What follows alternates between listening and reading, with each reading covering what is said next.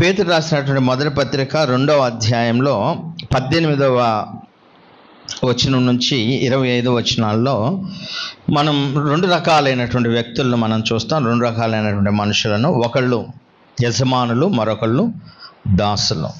యజమానులు, దాసులు అంటే మీ అందరికీ తెలుసు. యజమానులు అంటే మాస్టర్స్ అంటారు. దాసులు అంటే ఆ రోజుల్లో మామూలు దాసులు కాదు, ఇళ్ళల్లో పనిచేయడానికి వెళ్ళేటువంటి వాళ్ళు కాదు, బాండ్ సర్వెంట్స్ అంటారు. అంటే పూర్తిగా ఇక వాళ్ళ రైట్స్ మొత్తం యజమానుడికి మాత్రమే చెందుతాయి. అటువంటి దాసులు వీళ్ళు. వీళ్ళ గురించి ఇక్కడ చెప్పే ముందు, ఇక్కడ ఇది నేర్చుకునే ముందు ఒక విషయాన్ని మనం బ్రీఫ్గా ఆలోచించేద్దాం. అదేంటంటే, సహజంగా లోకంలో ఈ రెండు రకాలైనటువంటి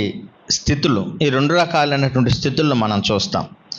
ఒకటి, గొప్పగా మేము గొప్పవాళ్ళము, మేము ఉన్నతమైన వాళ్ళము, మా కిందే మనుషులు ఉండాలి, మేము చెప్పింది వాళ్ళు వినాలి, మాకంటే గొప్పవాళ్ళు లేరు అనేటువంటి మనస్తత్వం. వీళ్ళు యజమానులు అంటారు. మా కింద పని చేయాలి ఎవరైనా సరే, మాకంటే తక్కువ వాళ్ళు వీళ్ళందరూ కూడా అనేటువంటి మనస్తత్వం కలిగినటువంటి వాళ్ళు ఉన్నారు. రెండవ మనస్తత్వం కలిగిన వాళ్ళు ఎవరంటే, మేము తక్కువ వాళ్ళము, మేము వాళ్ళకంటే తక్కువ వాళ్ళం కదా, మాది దీనస్థితి. కొంతమంది ఎక్కువ స్థితిలో ఉన్నటువంటి వారిని చూచి అసూయపడేటువంటి వాళ్ళు ఉన్నారు. కొంతమంది ఆత్మన్యూనత భావం అంటారు, వాళ్ళే గొప్పోళ్ళే, నేనేమి ఇది అని ఆత్మన్యూనత భావం. తక్కువని నేను పనోడిని, నేను జీతగాడిని, వాళ్ళే ధనవంతులు, వాళ్ళే గొప్పవాళ్ళు, వాళ్ళే యజమానులు, నాదే ముందులే అనేటువంటి మనస్తత్వాలు కలిగినటువంటి వాళ్ళు. ఈ రెండు మనస్తత్వాలను ఇక్కడ మనం చూస్తాం, యజమానుల్లో, దాసుల్లో. యజమానుల్లో, దాసుల్లో ఈ రెండు మనస్తత్వాలు మనం చూస్తాం. ఇవే మనస్తత్వాలు కలిగినటువంటి వాళ్ళు లోకంలో మన చుట్టూ ఉన్నారు. బహుశా వాళ్ళు ఒక ఇంట్లో యజమానులు అంటే ఒక జనాంగానికి, ఒక గ్రూప్కి, లేకపోతే ఒక వ్యక్తికి యజమాని కాకపోయినా ఇటువంటి మనస్తత్వం. ఇప్పుడు ఆ రోజుల్లో నిజంగా యజమాని, కానీ ఈ రోజుల్లో నిజంగా యజమాని కాకపోయినా ఆ యజమానికి ఉన్నటువంటి మనస్తత్వం కలిగినటువంటి వాళ్ళు ఉన్నారు. ఐఎమ్ ద లార్డ్, నువ్వు తక్కువడివి అనేటువంటి మనస్తత్వం. అలాగే మనం ఏం స్లేవ్స్ కాదు ఈ రోజుల్లో. స్లేవ్స్ అంటే బానిసలేమేమీ కాదు. బానిసలు ఉన్నామా? ఇప్పుడు బానిసలుగా లేము. లేకపోయినా బానిస మనస్తత్వాలు కలిగినటువంటి వాళ్ళు ఉన్నారు. నేను తక్కువ, నన్ను ఎవడు పట్టించుకుంటాడు, ఆయన గొప్పోడు అని ఆత్మన్యూనత భావంతో ఉండేటువంటి వాళ్ళు ఉన్నారు. ఈ రెండు రకాలైనటువంటి వ్యక్తులు ఉన్నారు. ఇక్కడ చూస్తేనేమో ఆ రోజు మొదటి శతాబ్దంలో ఉన్నటువంటి సంఘములో ఉన్నటువంటి పరిస్థితులు ఇవన్నీ కూడా. ఈనాడు సంఘాల్లో కూడా అలాంటి మనస్తత్వాలు కలిగినటువంటి వాళ్ళు కూడా ఉన్నారు. ఒకసారి అక్కడికి వెళ్ళి చూద్దాం మనం. ఆ రోజుల్లో మొదటి శతాబ్దంలో పేతురు ఇలాంటి భావాలు కలిగినటువంటి వ్యక్తులు అక్కడ నిజంగానే లార్డ్స్ ఉన్నారు, ప్రభువులు ఉన్నారు, లేకపోతే యజమానులు ఉన్నారు. అలాగే నిజంగానే ఆ యజమానుల దగ్గర పనిచేసేటువంటి బానిసలు ఉన్నారు. ఈ రెండు మనస్తత్వాలు కలిగినటువంటి వాళ్ళని సరిచేయటానికి ఇక్కడ కొన్ని విషయాలు, పేతురు రాస్తున్న విషయాలను మనం ఇక్కడ చూస్తామండి. చూడండి, ఈ గొప్పగా ఊహించుకోవటం సంఘాల్లో ఆ రోజుల్లో కూడా, నేను గొప్ప అనేటువంటి స్థితి కలిగినటువంటి ఆ పరిస్థితులు మనం కొన్ని సంఘాల్లో చూడొచ్చు. మనం క్రొత్త నిబంధన ఆలోచిస్తే రోమీయులకు రాసిన పత్రిక 11వ అధ్యాయం 17-18 వచనంలో, అయితే కొమ్మలలో కొన్ని విరవేయబడి అడవి ఒలీవ కొమ్మవై ఉన్న నీవు వాటి మధ్యన అంటుకట్టబడి ఒలీవ చెట్టు యొక్క సారవంతమైన వేరులో వాటితో కలిసి పాలు పొందిన యెడల ఆ కొమ్మల పైన నీవు అతిశయించితివా? వేరు నిన్ను భరించున్నది కానీ నీవు వేరును భరించటలేదు. అతిశయము. ఆ రోజుల్లో అతిశయపడేటువంటి వాళ్ళు రోమా పత్రిక రాస్తున్నప్పుడు అన్ని జనాంగాలు విరవబడి పోయినటువంటి, అంటే క్రీస్తుకు దూరమైనటువంటి యూదుల మీద అతిశయపడేటువంటి వాళ్ళు ఉన్నారు. ఇక్కడ అతిశయాలు పడటము. అలాగే కొరింథీయులకు రాసిన 2వ పత్రిక 10వ అధ్యాయం 17వ వచనంలో కూడా అంటాడు. కొరింథీయులకు రాసిన 2వ పత్రిక 10:17, అలాగే 12వ అధ్యాయము 20వ వచనాల్లో కూడా ఇలా ఉంది, అతిశయించువాడు ప్రభువునందే అతిశయించాలి. దాని అర్థం ఏంటి? వాళ్ళు ఒకరి పట్ల ఒకరు అతిశయపడుతున్నారు, ఒకరి మీద ఒకరు అతిశయపడుతున్నారు, మనుషులను బట్టి అతిశయపడుతున్నారు. 12వ అధ్యాయం 20వ వచనం, ఎందుకనగా ఒకవేళ నేను వచ్చినప్పుడు మీరు నాకిష్టులుగా ఉండలేమో అని, నేను మీకు ఇష్టడుగా ఉండలేమో అని, ఒకవేళ కలహములు, అసూయయు, క్రోధమును, కక్షలు, కొండెములు, గుసగుసలాట, ఉప్పొంగుటలను, అల్లరును ఉండునేమో అని. ఉప్పొంగుట, అతిశయపడుట. ఈ ఉప్పొంగటము, నేను గొప్ప అంటే యజమాని మనస్తత్వం, లార్డ్ మనస్తత్వం, ఆ తత్వాన్ని కలిగినటువంటి వారు కొరింథీ సంఘంలో ఉన్నారు. ఆ తర్వాత గలతీయులకు రాసిన పత్రిక 5వ అధ్యాయము 26వ వచనాన్ని కూడా చూద్దాం. గలతీయ 5:26, ఒకరినొకరము వివాదమునకు రేపకయు, ఒకరి యందొకరు అసూయ పడకయు, వృధాగా అతిశయపడకయు ఉందము. వృధాగా అతిశయము, ఏం లేదు దానిలో, దానివల్ల ఏ ప్రయోజనం లేదు, కానీ వృధాగా అతిశయము. ఐఎమ్ ద లార్డ్, లేకపోతే నేను మాస్టర్ అన్నట్లుగా అతిశయాలు పడేటువంటి వాళ్ళు ఉన్నారు గలతీ సంఘంలో కూడా. అలాగే యాకోబు రాసినటువంటి పత్రిక 3వ అధ్యాయము 14-16 వచనాల్లో కూడా ఈ విధంగా ఉంది, అయితే మీ హృదయములలో సహింపనలవకాని మత్సరమును వివాదమును ఉంచుకొని వారైతే అతిశయపడవద్దు, సత్యమునకు విరోధముగా అబద్ధం ఆడవద్దు. ఇప్పుడైతే మీరు మీ డంబముల యందు అతిశయపడుచున్నారు, అట్టి అతిశయమంతయు చెడ్డది. అతిశయపడటం అనేది చెడ్డది. ఆ రోజుల్లో యజమానిగా ఉన్నటువంటి వాళ్ళు అదే విషయాన్ని ఇక్కడ 1వ పేతురు, మనం ఇప్పుడు చదువుకున్నటువంటి లేఖనమే, 1 పేతురు 2వ అధ్యాయము 18వ వచనంలో ఉంది. ఏమని? పనివారులారా, మంచివారును సాత్వికులైన వారికి మాత్రముగాక ముష్కరులైన మీ యజమానులకు పూర్ణ భయముతో లోబడి ఉండండి. అంటే యజమానుల్లో 2 రకాలైనటువంటి వాళ్ళు ఉన్నారు. వాళ్ళల్లో సాత్వికమైనటువంటి వారు, మంచివారు. సాత్వికులు, మంచివారు. 2వ రకమైనటువంటి వాళ్ళు ఎవరు? ముష్కరులు, అంటే చెడ్డ స్వభావం కలిగిన వాళ్ళు, గొప్పగా ఎంచుకునేటువంటి వాళ్ళు. మీరు తక్కువ వాళ్ళు, మేము యజమానులము, మీరు మా కింద పనికిరారు అని అతిశయపడేటువంటి వాళ్ళు ఆ రోజుల్లో ఉన్నారు. సంఘాల్లో కూడా నిజంగా యజమానులు కాకపోయినా యజమాని లెవెల్లో ఫీల్ అయ్యేటువంటి వాళ్ళు ఉన్నారు. అంటే తోటి సహోదరులు, తోటి సహోదరి మనుల పట్ల నేను ఎక్కువ నువ్వు తక్కువ అనేటువంటి మనస్తత్వాలు సహోదరుల మధ్య సంఘాలలో ఉన్నాయి. అతిశయపడటము, ఉప్పొంగటము, ఎవరికి వాడు ఉప్పొంగటం, ఎవరికి వారు అతిశయపడటము, నేను గొప్ప అనేటువంటి ఆలోచన. అయితే ఇక్కడ ఈ విషయాన్ని మనం ఆలోచన చేస్తే, ఇక్కడ యజమానులు ఉన్నారు, అలాగే మంచి వాళ్ళు ఉన్నారు, అలాగే చెడ్డ యజమానులు ఉన్నట్లు మనము చూస్తాం. ఈ తత్వము సంఘంలో ఉన్నప్పుడు దాన్ని ఎలా పేతురు పరిష్కరించడానికి ఈ విషయాలు రాశాడనేవి మనము ఇప్పుడు చూస్తూ ఉన్నాం. ఫర్ ఎగ్జాంపుల్, ఆ రోజుల్లో ఇంచుమించు రోమా సామ్రాజ్యంలో 60 మిలియన్ స్లేవ్స్ ఉండేవాళ్ళంట. ఆ రోజుల్లో స్లేవ్స్ ఎక్కువ. స్లేవ్స్ అంటే బానిసలు ఎక్కువ. అంటే వాళ్ళు అమ్మబడినటువంటి వాళ్ళు, డబ్బుకు అమ్మబడినటువంటి వాళ్ళు, పేదరికంలో ఉన్నటువంటి వాళ్ళు, తమ పిల్లలను అమ్ముకున్నటువంటి వాళ్ళు, కొంతమంది ఆల్రెడీ స్లేవ్స్ అయిన వాళ్ళు ఉంటారు కదా, బానిసలు అయినటువంటి వాళ్ళు ఉన్నారు కదా, ఆ బానిసలైనటువంటి వాళ్ళ పిల్లలు పుడతారు కదా వాళ్ళకి, తర్వాత మళ్ళీ ఆ పిల్లలు బానిసలుగా అయ్యేటువంటి వాళ్ళు. ఇట్లా ఆ రోజు రోమా సామ్రాజ్యంలో ఎక్కువ శాతం మంది ఈ బానిసలుగా ఉండేటువంటి వాళ్ళు ఉన్నారు. అంతేకాదు చరిత్రకారులు ఏం చెప్తున్నారంటే, స్లేవ్స్ని అంటే బానిసలను ఎలా రోమీలు ఆ రోజుల్లో ఎలా వీళ్ళని చూసేటువంటి వాళ్ళంటే, ఉదాహరణకి ఈ అగ్రికల్చర్ ఉంటుంది కదా, అగ్రికల్చర్ అంటే వ్యవసాయం చేసేటప్పుడు, వ్యవసాయం జరిగేటప్పుడు ఆ వ్యవసాయానికి 3 ముఖ్యమైనటువంటి పనిముట్లు మనకు అవసరం అని చెప్పేవాళ్ళంట. వ్యవసాయం చేయడానికి ముఖ్యంగా 3 రకాలైనటువంటి పనిముట్లు మనకు అవసరము. వాటిలో ఒకళ్ళు ఎవరంటే స్లేవ్స్ అంటే బానిసలు, ఒకళ్ళు యానిమల్స్ అంటే జంతువులు, మూడవది టూల్స్, వర్కింగ్ టూల్స్ అంటే పనిముట్లు, నాగలి, గొడ్డలి, ఇంకా కొడవలి, ఇటువంటివి టూల్స్. అంటే దీని అర్థం ఏంటంటే, ఒక మనిషిని, ఒక స్లేవ్ని అంటే ఒక బానిసను ఏటితో పోలుస్తున్నారంటే ఒక పనిముట్టుతో పోలుస్తున్నారు.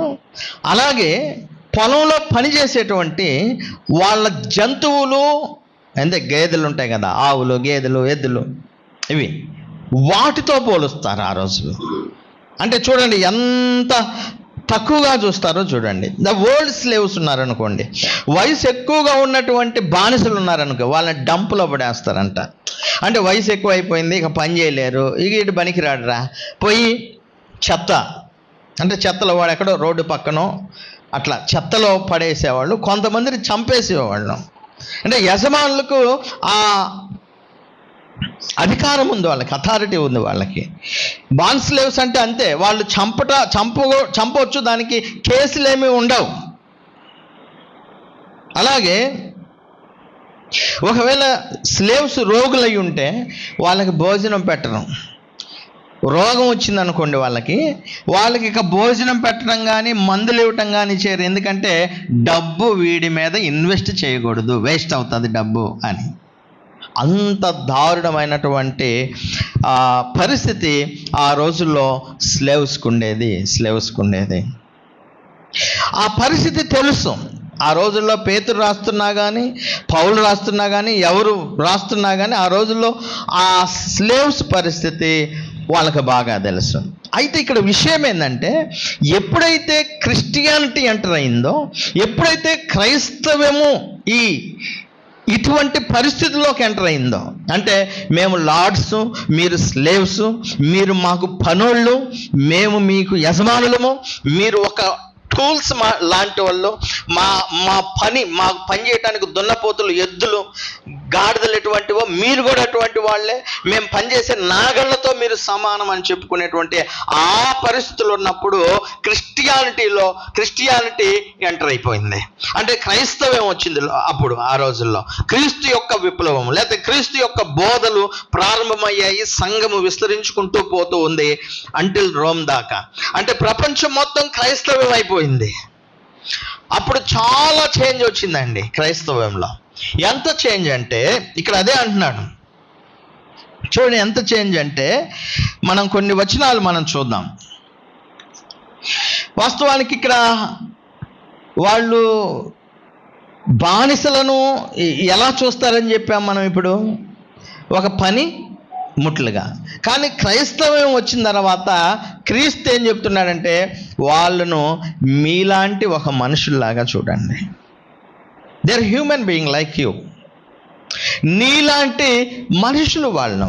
నీకెన్ని కోరికలు ఉన్నాయో, నీకెన్ని ఆసక్తులు ఉన్నాయో, నీకు ప్రేమ ఎట్లా పుడుతుందో, ద్వేషం ఎట్లా పుడుతుందో, కోపం ఎట్లా పుడుతుందో, ఇవన్నీ కూడా వాళ్ళకు కూడా ఉంటాయి. They are like a human being, అంటే they are human being like you, అంటే నీలాంటి మనుషులు వాళ్ళు. క్రైస్తవేమో అది నేర్పించింది వాళ్లకు. మనందరము ఒకటే. అంటే నేను లార్డ్ని అనుకున్నంత మాత్రాన నీకున్నటువంటి ఆలోచన వాళ్ళకే ఉంటాయి. నేను తక్కువ అని అనుకోబాక. అంటే ఈ ఆలోచనలు అనే విషయంలో, అంటే మనుషులము, నువ్వు మనిషే, నేను మనిషి అనేవంటి ఆలోచన క్రైస్తవమో తీసుకొచ్చింది. అంతేకాదు వాళ్ళు జంతువులు లాంటి వాళ్ళు కాదు. వాళ్ళు జంతువులు కాదు. జంతువులు లాంటి స్వభావాన్ని కలిగిన వాళ్ళు కూడా కాదు. వాళ్ళు దేవుని యొక్క స్వరూపంలో పుట్టినటువంటి వాళ్ళు, అంతే కదా. మనుషులు ఏ స్వరూపంలో పుట్టాను? అందుకే కదా మనందరికీ తెలుసు కదా, ఆదాము అవ్వలు దేవుడు ఏ స్వరూపం? మన పోలిక మన స్వరూపంలో నరులను చేద్దామని దేవుడు అన్నారు కదా. అంటే మానవులందరూ కూడా దేవుని స్వరూపము, మానవులందరూ దేవుని స్వరూపము, వాళ్ళు ఒక జంతువులు కాదు. అలాగే యజమానులుగా ఉంటే ఉండావులే కానీ ఇక నుంచి నీ దగ్గర పనిచేసేటువంటి వాళ్ళు నీ దగ్గర బానిసలు కాదు, వాళ్ళను నువ్వు సహోదరులుగా భావించాలి. నువ్వు క్రైస్తవుడు అయిన తర్వాత వాళ్ళు నీకు బానిసలు కాదు. ఒకవేళ బానిస పని చేస్తున్నప్పటికి కూడా నువ్వు క్రైస్తవుడు అయితే నీ దగ్గర పనిచేసేటువంటి వాళ్ళు నీకు సహోదరులు. ఎక్కడన్నా కుదురుద్దా? ఎక్కడన్నా కుదురుద్దా? నేను ఒక సహోదరుడికి ఒక 3,000 ఇస్తేనే నువ్వు నాకు బానిస అన్నట్టు చూస్తాం మనం. ఒక సహోదరుడికి ఒక 2,000 ఇస్తే నేను నీకు డబ్బులు ఇస్తున్నాను కాబట్టి నువ్వు నాకు బానిస అన్నట్లుగా ఆలోచిస్తాం. దట్స్ నాట్ గుడ్ థాట్ అండి. క్రైస్తవేమో అలా అంటే ఆ రోజుల్లో ఏంటంటే అసలు పూర్తిగా కొనుక్కుంటారు. ఇక నువ్వు 1,000 ఇవ్వటం 2,000 ఇవ్వటం కాదు, పూర్తిగా కొనుక్కున్నావు అంటే ఇక ఇందాక నేను చెప్పాను, వాడిని చంపినా కానీ ఏ కేసు లేదు, ఆ పూర్తి అధికారాలు ఉన్నాయి. అటువంటి స్టేజ్లో ఉన్నటువంటి వాళ్ళల్లో క్రైస్తవము తెచ్చినటువంటి మార్పు ఎటువంటిది అంటే, ఎంత గొప్ప మార్పు అంటే, వాడు స్లేవ్ కాదు. నువ్వు క్రైస్తవుడు అయ్యావా, నీ దగ్గర పనిచేసేవాడు క్రైస్తవుడు అయ్యాడా, అయితే ఇప్పుడు అతడు నీకు దాసుడు కాదు, ఇప్పుడు అతడు నీ సహోదరుడు. నీ సహోదరుడు. నీ సహోదరుడిని నువ్వు కాళ్ళ కింద కూర్చోబెడతావా? నీ సహోదరుడిని నువ్వు అడుక్కునేవాడు అంటారా? నీ సహోదరుడిని అంటే నీ సొంత అన్నని తమ్ముడిని గురించి నేను మాట్లాడుతున్నా. నీ సహోదరుణ్ణి నువ్వు ఒకలాగా ఇంట్లో ట్రీట్ అవుతావా? అట్లా అవ్వవు కదా. సో ఇప్పుడు వాళ్ళు సహోదరులు. అందుకే మీరు గమనించండి, ఫిలోమానుకు రాసినటువంటి పత్రికలో ఒనేసిము అనేటువంటి ఒక దాసుడు ఫిలోమాన్ ఇంట్లో దొంగతనం చేసి సంథింగ్ చేసి చెరసాలకు వెళ్తాడు. చెరసాలకు వెళ్ళిన తర్వాత అతడు సహోదరుడు అవుతాడు, క్రైస్తవుడు అవుతాడు. క్రైస్తవుడు అయిన తర్వాత చూడండి, క్రైస్తవం ఎంత గొప్పదంటే, ఒకసారి ఆలోచించండి, క్రైస్తవం ఎంత గొప్పదంటే ఆ రోజుల్లో ఆల్మోస్ట్ ఒక బానిసను మళ్ళా విడిపించడం అనేది చాలా కష్టం. ఒక బానిసను విడిపించాలంటే చాలా ఖర్చు అవుద్ది. అసలు ఆ సాహసం ఎవరు చేయరు. అదేంది, రోగం వస్తేనే వీడికి డబ్బు పెట్టాలి, అన్నం వేస్ట్ అని చెప్పి వాడిని అట్లా వదిలేస్తాడు చూసావా, లేకపోతే చంపేస్తాడు చూసావా. అటువంటి వాళ్ళు ఒక స్లేవ్ని ఇంకొకటి దగ్గర నుంచి మళ్ళీ డబ్బులు ఇచ్చి విడిపిస్తారా? విడిపించరు. కానీ క్రైస్తవం ఎంత గొప్పదంటే, క్రైస్తవము ఏ డబ్బులు ఇవ్వకుండా, అంతే కదా, ఏ డబ్బులు ఇవ్వాల్సిన అవసరం లేదు, ఏ వెండి ఇవ్వాల్సిన అవసరం లేదు, ఏ బంగారం ఇవ్వాల్సిన అవసరం లేదు. అతడు క్రైస్తవుడైతే చాలు, అతడు క్రీస్తులోనికి వస్తే చాలు. వస్తే ఏమవుతాడు అతను? He become a brother, the fellow brother, అంటే తోటి సహోదరుడు, అంటే యజమానుడికి సహోదరుడు అవటము. పౌలు యజమానుడైనటువంటి ఫిలోమానుకు, ఆ ఫిలోమాను దగ్గర బాండ్ సర్వెంట్గా అంటే సేవకుడుగా ఉండి చెరసాల్లో పౌలుతో ఉన్నటువంటి ఒనేసిమును గూర్చి ఇలాగ రాస్తున్నాడు. 1వ అధ్యాయము 15, 16, 17 వచనాలు చూద్దాం. ఇక్కడ అతడిక మీదట దాసుడుగా ఉండక దాసుని కంటే ఎక్కువ వాడుగాను ప్రియ సహోదరుడుగాను విశేషముగా నాకును శరీర విషయమున ప్రభు విషయమును మరి విశేషంగా నీకును ప్రియ సహోదరుడుగాను నీ యొద్ద ఎల్లప్పుడూ ఉండుటకే కాబోలు అతడు కొద్ది కాలము నిన్ను ఎడబాసి ఉండెను. కాబట్టి నీవు నన్ను నీతో పాలివానిగా ఎంచిన యెడల నన్ను చేర్చుకున్నట్లు అతన్ని చేర్చుకొనుము, నన్ను చేర్చుకున్నట్లుగా అతన్ని చేర్చుకొనుము. ఒకసారి ఆలోచించండి. మిస్టర్ బాల్, నువ్వెటు అంటాడువి, వాడెటు అంటాడు, అంతే కదా, ఆలోచించేది అంతే కదా. నువ్వు ఎంత గొప్పవాడివి, నువ్వు గమాలియేలు పాదముల వద్ద నేర్చుకొని యూదా మతంలో అందరికంటే ప్రఖ్యాతి నొందినటువంటి వాడివి, అసలు దాన్ని విడిచిపెట్టి యేసుక్రీస్తును సొంత రక్షకుడిగా అంగీకరించి క్రీస్తు కోసం ఎంత శ్రమలు పడ్డావు. నీ మాటలు వినడానికి నీ పత్రికలు ఎంత బలమైనవి, నీ పత్రికలు విన్నటువంటి వాళ్ళు ఎంతో మంది బలపడ్డారు, ఎన్ని సంఘాలను స్థాపించావు. ఇవారే ఒక రకంగా నువ్వు ఒక మంచి బోధకుడివి. వీడు కొనబడ్డోడు, మా ఇంట్లో పనోడు, నా స్లేవు. ఎవరు? ఒనేసిము. నేను నా ఇంట్లో మళ్ళా ఏదో చేసి అక్కడికి వస్తే ఇప్పుడు వీడిని ఏమని భావించాలా? ఏమని? బ్రదర్ అంట. అది మామూలు బ్రదర్ కూడా కాదు, బిలౌడ్ బ్రదర్, అంతేనా? ప్రియ సహోదరుడు. మామూలు సహోదరుడు కాదు, ప్రియ సహోదరుడు. మనం అలా భావిస్తామా? ఆలోచన చేయండి. మనకంటే అంటే ఆ పరిస్థితి క్రైస్తవ్యం వచ్చిన తర్వాత, క్రైస్తవ్యంలోకి వచ్చిన తర్వాత డ్రాస్టిక్ చేంజ్ అండి, గొప్ప మార్పు అనేది అక్కడ కనపడతా ఉంటుంది. క్రైస్తవం ఎంత గొప్పదంటే చాలా మార్పులు వస్తాయి దీనిలోకి వచ్చిన తర్వాత. అరే, ఇంతకుముందు చూసిన వాళ్ళైనా వీళ్ళు, ఇంతకుముందు ఉన్నోళ్ళైనా వీళ్ళు, ఇంతకుముందు ఇట్లున్నారు కదా, ఇప్పుడేంది ఎట్లా మారిపోయారని మనుషులు ఆశ్చర్యపడేటువంటి మార్పులు కనిపిస్తాయండి. సో ఇక్కడ మీరు గమనించినట్లయితే యేసుక్రీస్తులోనికి వచ్చిన తర్వాత ఎంత మార్పు వస్తుందో చూడండి ఒకసారి. అలాగే కొలస్సీలకు రాసిన పత్రిక 4వ అధ్యాయము 1వ వచనం కూడా చూడండి. 4వ అధ్యాయము 1వ వచనము, యజమానులారా, పరలోకములో మీకును యజమానుడున్నాడని ఎరిగి న్యాయమైనదియు ధర్మానుసారమైనదియు మీ దాసుల ఎడల చేయుడి. క్రీస్తులోనికి వచ్చిన తర్వాత ఆలోచన, ఎలాంటి ఆలోచన రావాలి యజమానుల కంటే? పరలోకంలో మీకు యజమానుడు ఉన్నాడని ఎరిగి. క్రీస్తులోనికి వచ్చిన వాళ్ళందరూ కూడా ఎవరు? పౌలు ఏమంటాడు? సహోదరులమే. ఇంకా పౌలు ఏమంటాడంటే, క్రీస్తు యేసు దాసుడను, అపోస్తలుడైన పౌలు క్రీస్తు యేసు దాసుడను అంటే ఆయన రాస్తూ ఉన్నప్పుడల్లా ఏమని మాట్లాడతాడు?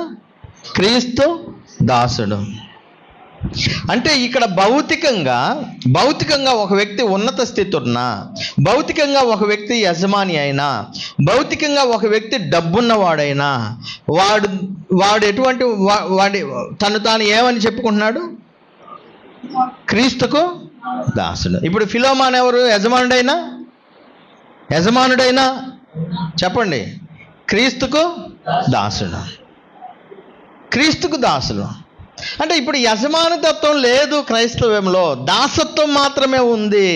అది ఏ దాసులము? ఎవరికి దాసులం అంటే క్రీస్తుకు దాసులము.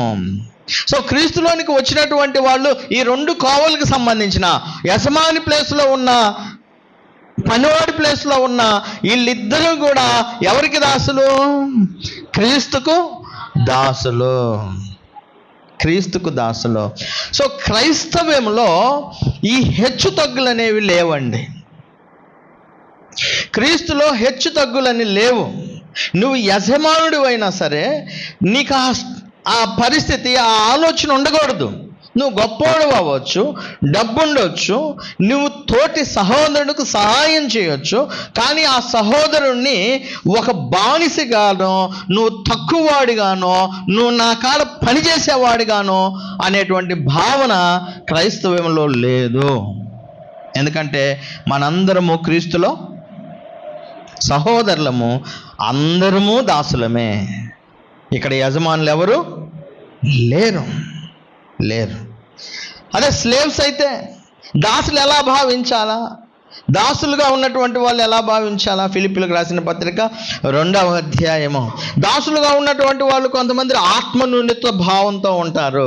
ఈడేంది, ఒక్కోసారి వెనకుండి తిట్టుకుంటుంటారు, ఈడేంద్రా అని. యజమానిని తిట్టుకునే వాళ్ళు ఉన్నారు, నాకంటే గొప్పగా ఫీల్ అవుతున్నాడు ఈడు అని. ఇటువంటి ఉద్దేశాలతో ఉన్నటువంటి వాళ్ళు ఉన్నారు.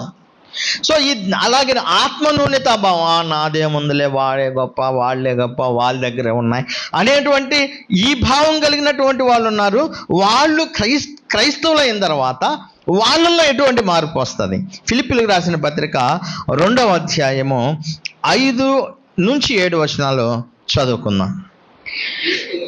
క్రీస్తు యేసునకు కలిగిన ఈ మనస్సును మీరును కలిగి ఉండుడి. ఆయన దేవుని స్వరూపము కలిగిన వాడయుండి దేవునితో సమానంగా ఉండుట విడిచిపెట్టకూడని భాగ్యమని ఎంచుకొనలేదు గాని మనుషుల పోలికగా పుట్టి దాసుని స్వరూపమును ధరించుకొని తన్ను తానే రిక్తునిగా. యేసుక్రీస్తు ఎలా ఉన్నాడు? ఆయన ఎవరు? ఆయన దేవుని కుమారుడు. ఆయన దేవుని కుమారుడు, దేవుని వద్ద ఉన్నవాడు, దేవునితో సమానంగా ఉన్నవాడు. మరి అంత గొప్ప స్థితిలో ఉన్నటువంటి ఆయనే ఏ స్వరూపాన్ని ధరించుకున్నాడు? దాసుని స్వరూపం ధరించుకున్నాడు. తన్ను తానే రిక్తునిగా చేసుకున్నాడు. ఇంత దాసుని స్వరూపం ధరించుకొని తన్ను తానే రిక్తునిగా చేసుకున్నప్పుడు మరి దాసులుగా ఉన్నటువంటి వాళ్ళు ఎలా ఆలోచన చేయాలా? ఏం ఆలోచన చేయాలా?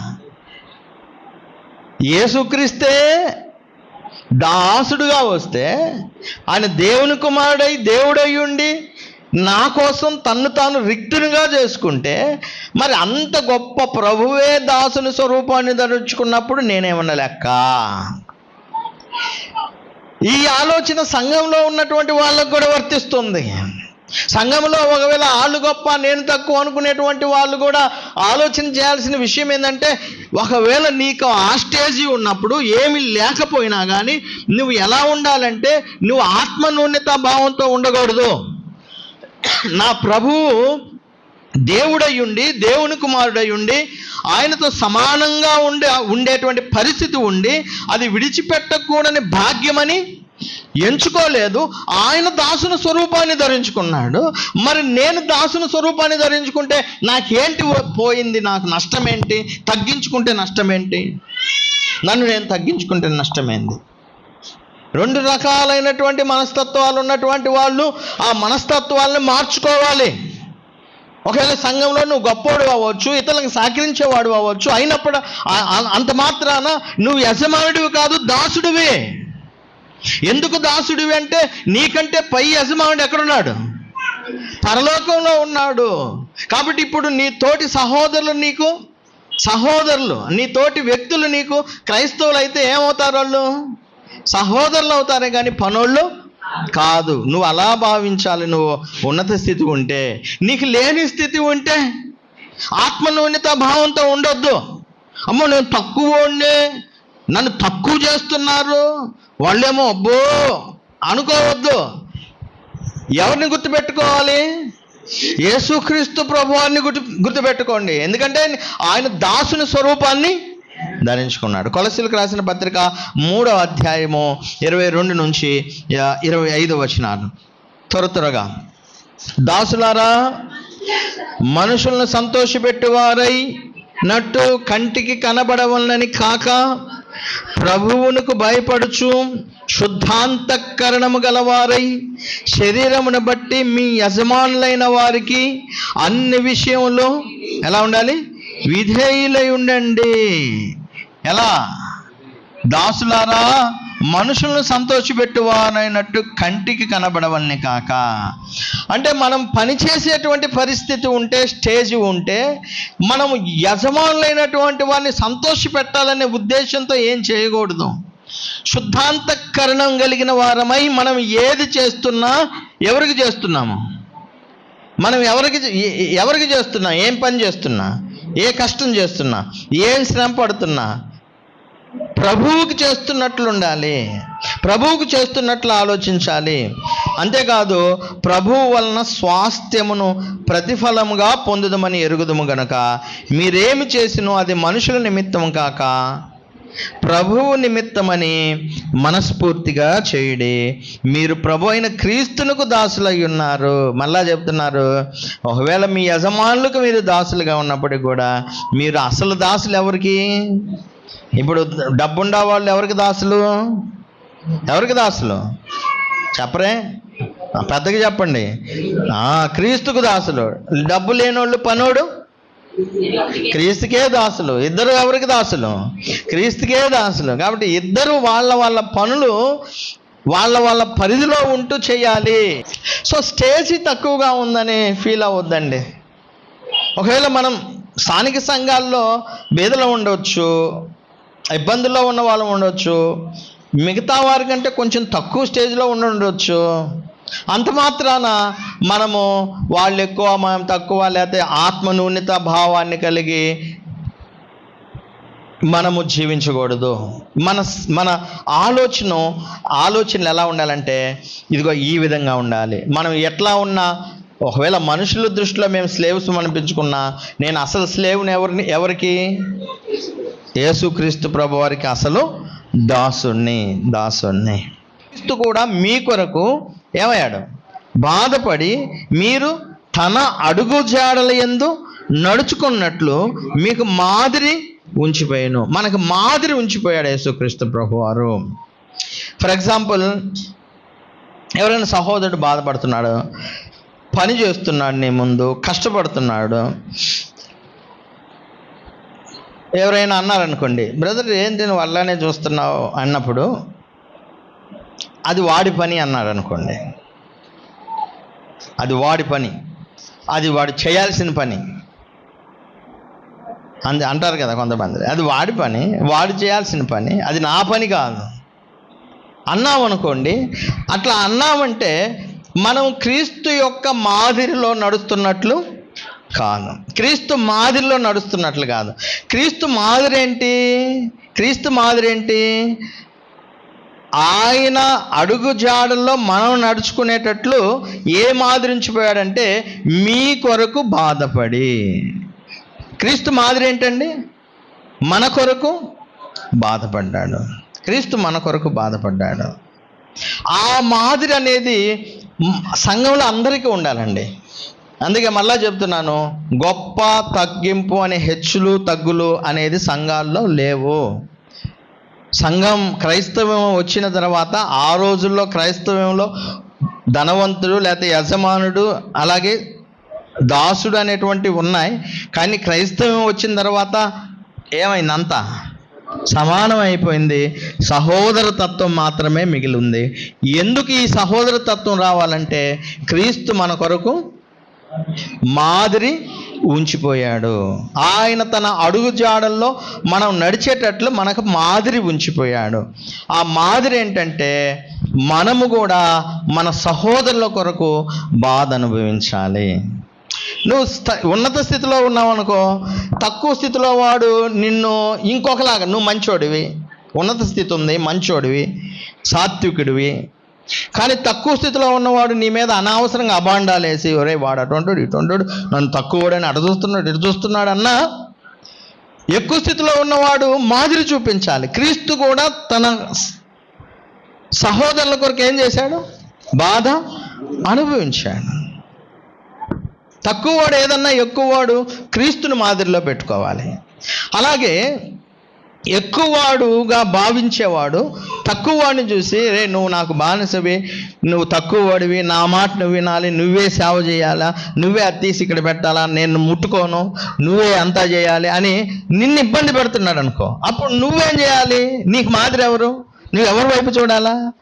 యేసుక్రీస్తును మాదిరిగా ఉంచుకోవాలి. మాదిరిగా క్రీస్తు కూడా మీ కొరకు ఏమయ్యాడు? బాధ అనుభవించాడు. సో ఇతడు ఒకవేళ ఇతని చేత బాధ అనుభవిస్తుంటే క్రీస్తును జ్ఞాపకం చేసుకోవాలి, క్రీస్తును మాదిరిగా ఉంచుకోవాలి. సో అప్పుడు ఏమైంది? బ్యాలెన్స్ అయిపోతుంది. చివరిగా చూడండి, యేసుక్రీస్తు ప్రభువారు ఆయన మాదిరి ఎటువంటిదో మీ అందరికీ తెలుసండి. మీ అందరికీ తెలుసు. అదేంటంటే, ఆ భోజన పంక్తిలో నుండి ఆయన లేచి ఆయన నడుం కట్టుకొని తన శిష్యుల యొక్క పాదాలను, అంటే ఒక దానిలో బౌల్లో నీళ్ళు తీసుకున్నాడు, శిష్యుల పాదాలు దానిలో పెట్టి, ఈ కడగటం అనేటువంటి పని ఆ రోజుల్లో చేసేది ఎవరంటే స్లేవ్స్ యజమానులకు చేస్తాను. యజమానులకి ఎవరు చేస్తారు ఆ పని? బానిసలు వచ్చి వాళ్ళ కాళ్ళు కడగాలి, అన్ని చేయాల. ఇప్పుడు యేసుక్రీస్తు ప్రభువారు కూడా వచ్చి ఆయన ఇంకా పరలోకానికి వెళ్ళాలని ఆయనకు అర్థమైంది. నేను తండ్రి వద్ద నుండి వచ్చానని ఆయనకి తెలిసి ఆయన ఏం చేస్తున్నాడంటే, ఇక వాళ్ళకి నేర్పించాల్సింది ఇది. ఏది? మాదిరి. ఏం మాదిరి? నడుం కట్టుకున్నాడు, నీళ్ళు తీసుకొచ్చాడు, వాళ్ళ పాదాలను వాళ్ళ పెట్టి కడుగుతూ ఉన్నాడు. అదేంది? ఒక దాసుడు యజమానుడికి చేసేది. అప్పుడు వాళ్ళు అంటున్నారు, చూడండి 13వ అధ్యాయము 6-7 వచనాల నుంచి చూద్దాం. 5 నుంచి. అంతటా పళ్ళెములో నీళ్లు పోసి శిష్యుల పాదములు కడుగుటకును తాను కట్టుకొని ఉన్న తువాలుతో తుడుచుటకు మొదలుపెట్టెను. అంటే ఒక దాసుడు యజమానునికి చేస్తున్న పని చేస్తూ ఉన్నాడు. ఇట్లు చేయించు ఆయన సీమోను పేతురు నొద్దకు వచ్చినప్పుడు అతను అన్నాడు, ప్రభువా నువ్వు నా పాదాలు కడుగుదువా అని ఆయనతో అన్నాను. ప్రభువా నువ్వు నా పాదాలు కడుగుదువా అని ఆయనతో అన్నాడంట. అప్పుడు అందుకు యేసు, నేను చేయుచున్నది ఇప్పుడు నీకు తెలియదు కానీ ఇక మీదట తెలుసుకుందువని అతనితో చెప్పగా 12వ వచనం, వారి పాదములు కడిగి తన పై వస్త్రము వేసుకొనిన తర్వాత ఆయన మరలా కూర్చుండి, నేను మీకు చేసిన పని మీకు తెలిసినదా?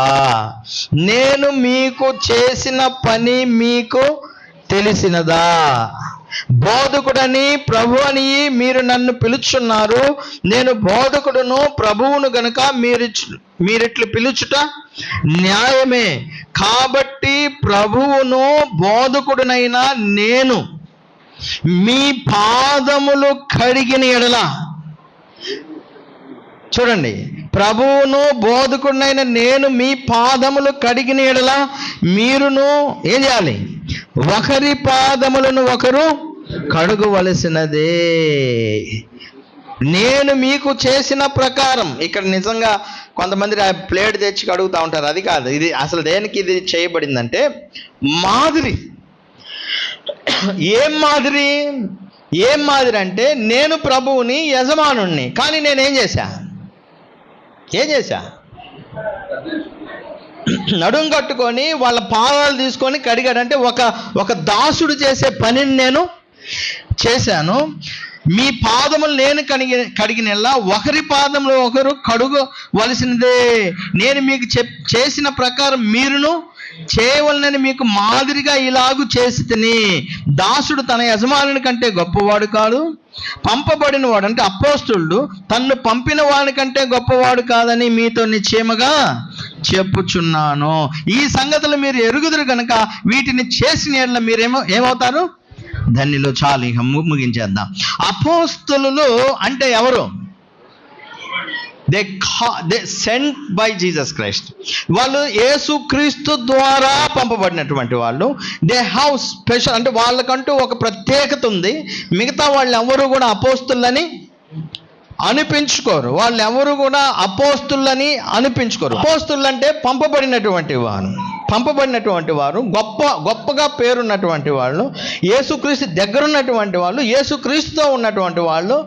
వాళ్ళు పరిస్థితి ఎలా ఉండాలి? యాక్చువల్గా అద్భుతాలు చేస్తున్నారు, మహత్కార్యాలు చేస్తున్నారు, సూచక్రియలు చేస్తున్నారు. యేసుక్రీస్తు కంటే గొప్ప కార్యాలు. యేసుక్రీస్తే చెబుతాడు అన్నమాట, నా యందు విశ్వాసం ఉంచేవాడు నాకంటే గొప్ప కార్యాలు. అంటే యేసుక్రీస్తు ప్రభువారు 3.5 సంవత్సరాలే, కానీ వీళ్ళు చాలా సంవత్సరాలు బతికారు కదా. వీళ్ళు బతికినంతకాలం ఎన్ని అద్భుతాలు, ఎన్ని సూచక్రియలు, ఎన్ని మహత్కార్యాలు. ఇవన్నీ చేస్తున్నప్పుడు సహజంగా వాళ్ళు ఏమని ఊహించుకోవాలా? మేము గొప్పోళ్ళము, మేము గొప్పోళ్ళము. ఆ స్థితిని చూసిన వాళ్ళందరూ కూడా వీళ్ళని గొప్పగా ఎంచాలి, గొప్పోళ్ళుగా అనుకోవాలి, అంతే కదా ఎవరైనా అనుకునేది. కానీ యేసుక్రీస్తు ప్రభువారు ముందుగానే భవిష్యత్తు తెలిసిన ఆయన వీళ్ళ ముందు ఒక లైవ్ ఎగ్జాంపుల్ చూపించాడు. తర్వాత ఇప్పుడు నేను ఏది చేస్తున్నానో అది మీకు తర్వాత అర్థమైంది. ఆ తర్వాత వాళ్ళకి అర్థమైంది ఏంటంటే, మేము అపోస్తులమైన, మేము సేవకులము, మేము అందరి ఎట్లా మురికి లాంటి వాళ్ళం, పెంటలాగా భావించబడుతున్న మనుషుల చేతిలో. ఎవరంటారు ఆ మాట? అపోస్తులైనటువంటి పౌలు. మీరు గొప్పవాళ్ళు, మేము తక్కువ వాళ్ళము, మీరు రాజులు. దాని అర్థం ఏంది? అరే నీకు ఎంత ఉన్నా కానీ, నువ్వు గొప్ప స్థితి ఉన్నా కానీ మీరెవరంటే దాసులే, దేవునికి బాండ్ సర్వెంట్స్, దేవునికి సేవకులు మీరు. ఈ చివర కనీసం ఇదన్నా మనకు అర్థమైతే, యేసుక్రీస్తు ప్రభువారు చేసింది మనకు అర్థమైతే, మన దగ్గర ఉన్నటువంటి గర్వం, అహంకారం, డబ్బున్న మదం, లేకపోతే నువ్వు తక్కువ, నేను గొప్పవాడిని, నువ్వే పని చేయాలి, నేను చేయకూడదు, నువ్వు చేస్తూ ఉంటే నేను చూస్తూ ఉంటా అనేటువంటి ఈ మదము, ఈ అహంకారము, ఈ గర్వం మన దగ్గర నుంచి పోవాలి. యేసుక్రీస్తు ప్రభువారు అదే చెప్పాడు. ఏమని? తర్వాత మీరు, ఇప్పుడు నేను చేస్తుంది మీరు తర్వాత తెలుసుకుంటారు. ఇప్పుడు మనం తెలుసుకోవాల్సింది అదే. ఏమని తెలుసుకోవాలి మనం? ఒకవేళ సంఘంలో గొప్ప స్థితి ఉండొచ్చు, తక్కువ స్థితి ఉండొచ్చు, కానీ క్రీస్తులో ఇద్దరు ఒకటే. వీళ్ళ పరిధిలో చేయాల్సింది చేయాలి దేవుని కోసం, వీళ్ళ పరిధిలో చేయాల్సింది చేయాలి దేవుని కోసం. వీళ్ళు మాదిరి చూపించాలి, అప్పుడు అది సమానమైద్ది, అప్పుడు క్రైస్తవం అయింది, వాళ్ళు క్రైస్తవులు. సో ఈ విషయాన్ని అంతా మనం దృష్టిలో పెట్టుకొని మనందరం సహోదరులు. అందుకే మీరు చూడండి, ఇక్కడ పెద్ద తక్కువ, ధనవంతుడు బేదోడు, పెద్ద కులపు చిన్న కులం అనేవి మన సంఘాల్లో ఎక్కడ ఉండవు. మనం స్థానిక సంఘాల్లో ఎక్కడా ఉండవు. మనందరం క్రీస్తులో సమానము, ఒక్కటై ఉన్నాము. దేవుడట్టి మంచి ఆలోచన మనందరికీ దయచేయునుగాక. ఈ పాఠం ద్వారా మీ అందరికి కూడా హృదయపూర్వకమైన వందనాలు తెలియజేస్తాను.